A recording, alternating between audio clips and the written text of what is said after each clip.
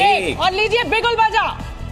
अब ये बिहार का भविष्य पिटारे में से बाहर निकलना शुरू हो चुका है। वोटों की गिनती शुरू हो चुकी है। बिहार में पोस्टल बैलेट की गिनती शुरू होगी और बस जो वक्त जा रहा है वो वक्त जा रहा है। सबसे पहले पोस्टल बैलेट की गिनती का नतीजा आपके सामने आएगा रुझान के तौर पर और उसके बाद ईवीएम की काउंटिंग शुरू होगी। आधे घंटे के बाद ईवीएम की काउंटिंग शुरू होगी और बिहार को अपनी सरकार मिलेगी, बिहार को अपना भविष्य मिलेगा।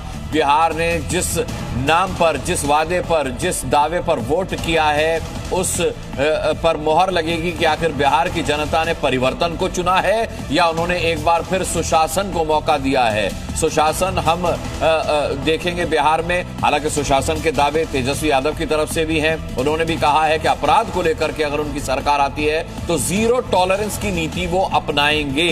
जंगल राज के आरोप से बिहार में आरजेडी बच नहीं सकती, लेकिन उसके बावजूद भी उन्होंने कहा है कि हम अपराध को लेकर जीरो टॉलरेंस की नीति अपनाएंगे। शोभना, बहुत बड़े बड़े दावे किए गए हैं इस बार महागठबंधन की तरफ से। बिल्कुल, और देखिए चुनाव जो है वो वादों और दावों का ही वक्त होता है। अब किसके वादों और किसके दावों पर जनता भरोसा करती है ये जानने का समय है। लेकिन जल्दी से आप जी न्यूज की टीवी स्क्रीन से नजर मत हटाइएगा। पहली ब्रेकिंग आने वाली है। ये जो टैली है, जो बड़ा आंकड़ा है 243 सीटों का, ये मेरे ऊपर में जो आप एक टेबल देख रहे हैं उसमें आएगा और दाहिने और बाएं हाथ में आरजेडी और बीजेपी का आंकड़ा आएगा। नीचे अगर आप टीवी स्क्रीन पर नजर डालेंगे तो यहाँ पर सीट वाइज हम आपको बताएंगे कि कौन आगे चल रहा है, कौन पीछे चल रहा है। तमाम वीआईपी जो नेता हैं उनकी किस्मत दांव पे लगी हुई है। तेजस्वी यादव को मुख्यमंत्री का चेहरा घोषित कर दिया गया है महागठबंधन की तरफ से, लेकिन क्या नीतीश फैक्टर जो है वो तेजस्वी के लिए एक बार फिर भारी पड़ेगा या एंटी इनकम्बेंसी के चलते इस बार नीतीश कुमार को जो है वो थोड़ा सा नुकसान भी हो सकता है। तो पोस्टल बैलेट के